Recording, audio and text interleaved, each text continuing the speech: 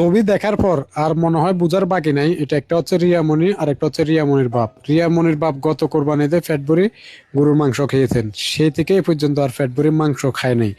এখন রিয়ামণির বাপকে ও ভাইরাল করে ফেলছে, বাপকে নিয়েও ভিডিও বানাতেছে। আর কয়দিন পরে দেখবেন যে রিয়ামণির দাদাকেও আনি ভিডিও বানাতেছে, মানে রিয়ামণির দাদাকেও ভাইরাল করে ফেলতেছে। মানে রিয়ামণির বাদ দেখবেন যে 14 গোষ্ঠী ব্যাগ ভাইরাল হয়ে যাচ্ছে। আর হাজার হাজার কন্টেন্ট ক্রিয়েটার আছে বছরকে বছর এত রিয়ামণির থেকে হাজার হাজার গুণ কষ্ট করতেছে শুধু একটু ভাইরাল হওয়ার জন্য, একটু প্রতিষ্ঠিত হওয়ার জন্য এই ফেসবুকে, কিন্তু তাদের কোনো খবর নাই। আর দেখেন এরা হুটহাট করে কোত্থেকে আসে কিন্তু ভাইরাল হয়ে যায়। আর ও একদিনে রেকর্ড পরিমাণ কিন্তু তার ফলোয়ার্স হয়েছে, যেটা আপনারা ফেসবুকে ইতিমধ্যে অনেকে পেয়েছেন, না পেয়ে থাকলে পেয়ে যাবেন। কি বলবো ভাই, মানে মন চাইতেছে নিজের মাথা নিতে ফাটালা এইসব দেখলে।